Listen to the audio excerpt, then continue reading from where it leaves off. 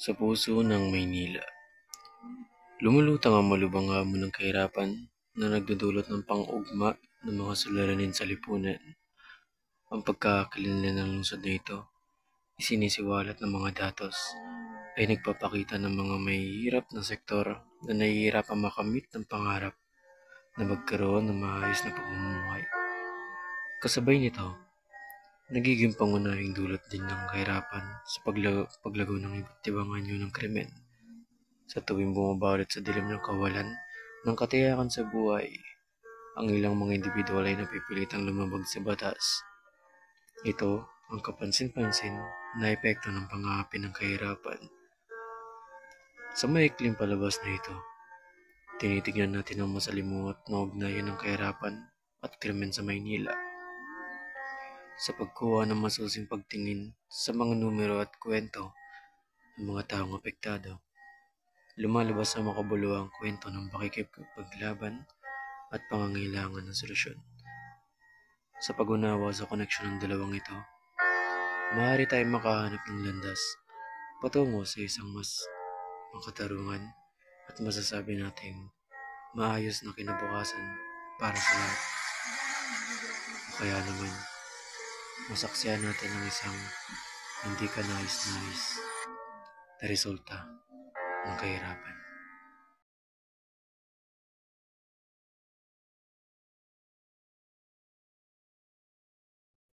So, ako nga pala si Daryl Lawrence, 21 years old, at laking Maynila.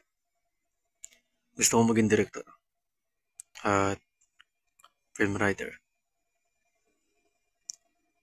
Alam naman natin na mahirap yung ganong larangan ng passion o trabaho. Kaya nga ang ginagawa ko ay lalo nagsusumikap. Mahilig akong maggawa ng mga storya na tampok ang realidad, lalo na sa mga naranasan ko. Sobrang hirap. Sobrang hirap makagawa ng isang makabuluhang storya na tatatak sa mga manonood at tagapakinig. Kaya ito ako, nagpupuyat para lang sa isang storya. Hindi ko nga alam kung papatok ito eh. Kaya ginagalingan ko na lang. Kasi yun na naman yung dapat. Nakakapagod talaga, no? Pero sana magkaroon ng buhay yung mga ginagawa nating istorya o yung mga gusto nating istorya. Kaya magpapahinga muna ako.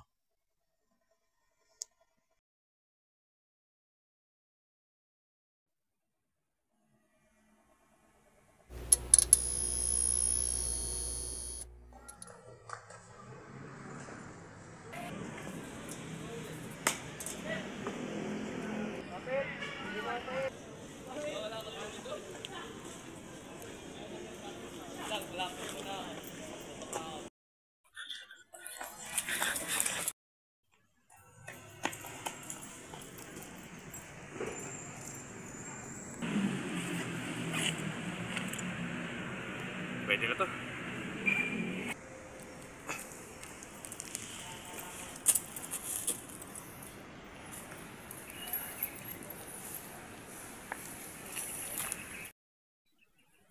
Unsoy, asa ba kuya mo? Hindi ko rin po alam na eh. May pala si Kuya May. O kuya, saan ka ba galing kaninang pinanap ni mama? Ano, diniskata lang ako. Nay, mano po. Ba, ano ba? Hindi ko nga ito ninakaw. Bakala ka sa buhay mo. Alam mo kuya, dapat hindi mo na ginagawa yan. Pwede naman tayo magtrabaho eh. Trabaho? Alam mo ba kung nasan tayo? Buhay natin mas mahirap pa sa daga. Pero kuya, mali pa rin. Mali? Mag-iisip ka nga. Sa stado ng buwanan ngayon, wala na akong pati kung tama o mali. Basta napapakain ko kayo, dalawa ni nanay. Kahit buhay ko pang kapalit. Tabi.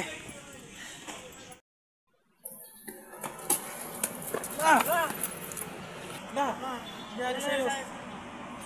Huwag mo dito.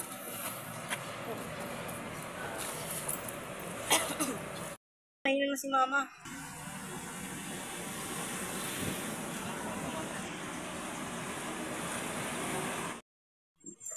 Kuya, saan ka pupunta? Huwag mo pigilan. Kuya, kanina pa kita sinabihan, di ba? Huwag mo pigilan. Para to kay mama.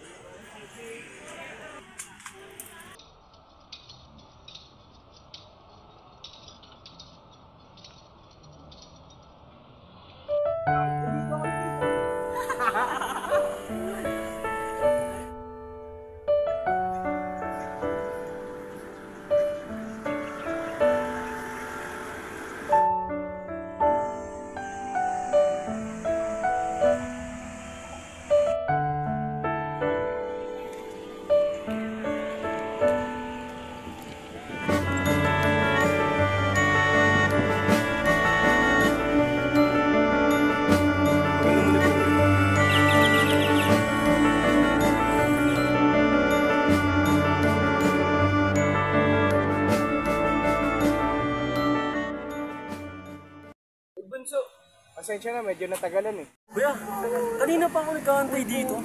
Tignan mo. Nagpakasok pa ako. Punta na sana ako kanina pa eh, nagkaroon lang ng hulihan doon. Alam mo naman kuya, may pasok ako eh. Sana man lang chinat mo ako. Oo, yung bote mo. Alam mo kuya, dapat bumibili ka na lang ng bote doon eh kasi tuwing mauuhaw ka. Hindi yung palagi kapag makakalimutan mo, ako magdadala sa'yo. Wala naman iba magbibigay niyan eh. Ako na lang pamilya mo, di ba? Naiintindihan mo ba ako? Alam mo naman na ito na lang yung kahuli-huling binigay niya sa akin bago siya mamatay, di ba? Alam mo naman yun. Pero hindi sa lahat ng pagkakataon kuya na iabot ko sa'yo yan. Kung may dahilan sa akin yung pagiging makakalimutan mo. Bunso di na maulit. Sige na kuya, alis na ako kuya. Sige, ingat ka.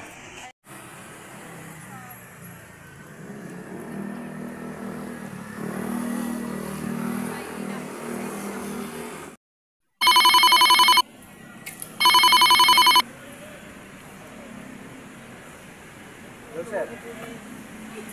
Po. Nakawan? Saan po lokasyon?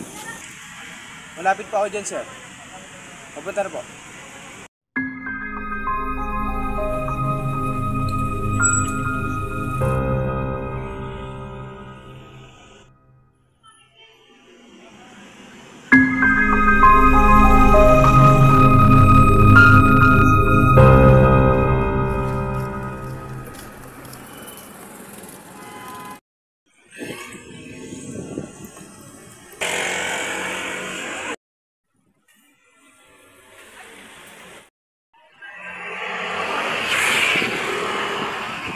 Sir, may person of interest na ako. Susundan ko po. Ano ba naman yan, love? Alam mo namang may pasok ako, ba't pa ako inaayang mag-date dito?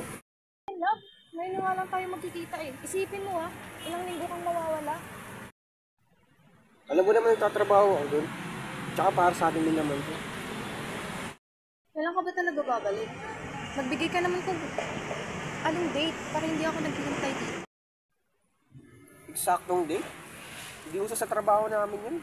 Sobrang dami kasing ginagawa dun. Mahal, nakakatampo na. Ano ka ba? Normal lang na sa trabaho namin yun. Isang parte naman dun yung nakakatampo. Mahal, kasi hindi mo na ako binibigyan ng oras. Anong gusto mo? Tumambay din ako sa bahay? Kung ako sinabi na manatili ka sa bahay, ang gusto ko lang naman, bigyan mo ako ng oras. Mahirap ba yun? Hindi naman mahirap yung mahal. Kaso lang, yung oras talaga ng trabaho namin. Ano na nga?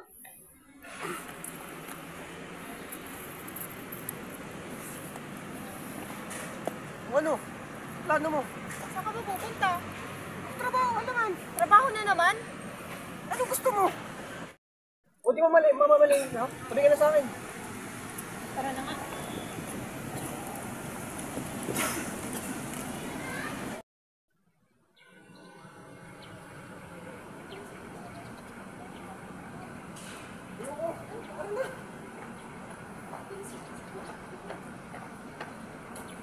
O paano? Dito na tayo ha. Mag-iingat ka din.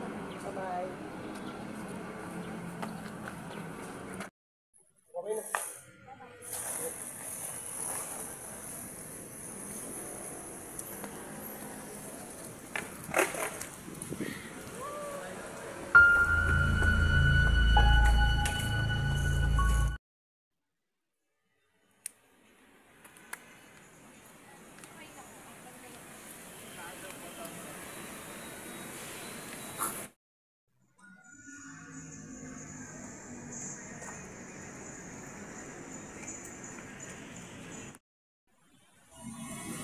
Doktor, gagalaw. Bigyan mo lahat ng gamit mo. Tigil mo yan. Tigil mo yan. Listo. Lumapit ka. Tutuluyan ko to. Lumapit ka. Sige, dito bibiro. Sa mura mong edad na yan, nagagawa mo na yan. Tandaan mo, marami ka pang atraso kanina. Yung mga ninakawa mo. Maintindihan mo rin kung bakit ito ginagawa. Kailangan kong bumahay ng pamilya ko. Lumayo ka! Huwag mo akong piliting kinabit nitong gatilyong to. Isa. Hindi mo alam kung bakit ito ginagawa. Dalawa! Sa tingin mo, gusto ko ito ginagawa ko? Hindi! At hindi mo rin maintindihan kung bakit ito ginagawa. Ayokong gawin to! Saan ka pupunta?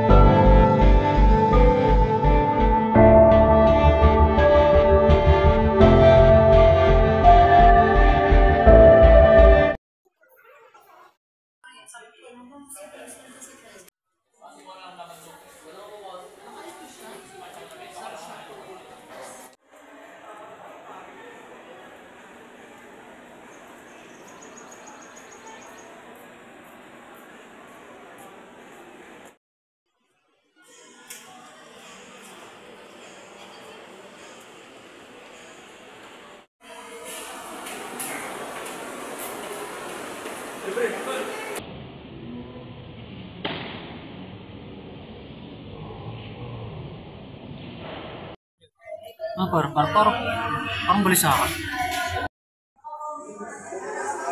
Hindi pa rin. Nalilipan kasi ako. Ang gulis na sopa.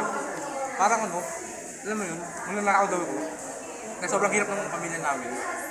Yun, namatay ako sa lulo. Yung Nakagulat, namatay ako sa dulo. Ano Kaya yan? parang weird. Hindi, wait lang. Panaginip? Panaginip mo? Nanaginip? Ba, tutulog ka ba? O doon, ano yan ba? Pagising ko, tulog ako. Kaya yun, parang ang weird talaga. Pwedeng ulitin mo? Ano? Nagnakaw ka? Tsaka parang Tsaka- may pulis pa nga. Bumaril sa akin. Anong Panaginip. pulis? Yung mga kasama mo sa panaginip na yan, ano ba? Kakilala rin natin. Hindi pre. Ano talaga eh. Yung mga nandun, parang kilala ko. Kasi yung isa kamukha ni ko, yung kapatid ko. Tapos yung pulis, kamukha niya, ni Rainy. Yung nakita nga rin kita eh. Parang eh. Talaga? Parang weird talaga. Parang parang like vibe it, parang totoo, ganun. Yung sa yung card? Gutom lang yan. Isa mo na. May isang pa tayo. Parang ba? Parang ano talaga, totoo. Alam mo yun? Talagang nakikita ko kayo. Hinold up pa nga kita eh. Ito nga yung mga hinold up ko eh. Kung ako? Ay, naku, kukulatayan talaga kita dyan. Naku ba kaya muna ako eh. Pero batik na kita mapatay nun eh. Hindi gigil naman ng... Tara na, ano? Lalo si Water to. Ayusin nga, bibigyan na ako yung gusto ko. Parang tanga naman to eh. Makis ka mo. Ang weird ba talagang panaginip mo, parang? Ano ba yun? Parang nangyari sa totoong buhay. Totoong buhay? Oo, hindi ko lang yan. Baka deja vu yan. Hindi. Kung paliwanag, basta parang nangyari sa totoong buhay. Parang nangyari sa buhay ko. Basta parang sobrang realistic. Ano yun? Carlden pangalan mo? Hindi. Alam mo, tanda pa nga lang ano eh. Elmer. Elmer pa nga lang ano, natanda ko. Elmer? Ano pa? Yung may ano din kayo, nakita ko kayo. Parang ewan eh.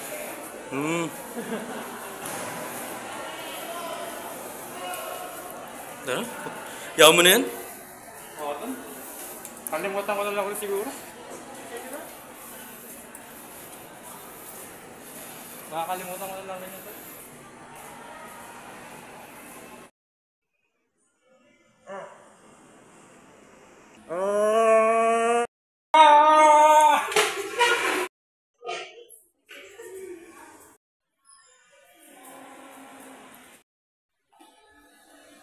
Wala na nangyari sa'yo. Mulo ko. Hindi ko lang bakit. Tara, dadalhin kita sa klinik.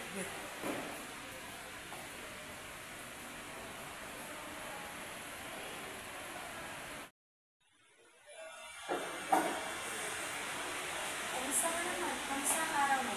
Hindi. Ano kasi, parang hindi na umunta ako ng ewan. Hindi, parang kasi totoo yung mga panaginip ko eh. Parang realistic. Parang sad sa ulo. Alam mo, bakit ano ba para dito? Parang ano eh. Yung nanangang daw ako. Tapos namatay sa dulo. Yun yung pinakapanaginip ko. Alam mo, kailangan mo lang ng pahinga. Baka nga siguro. Sige.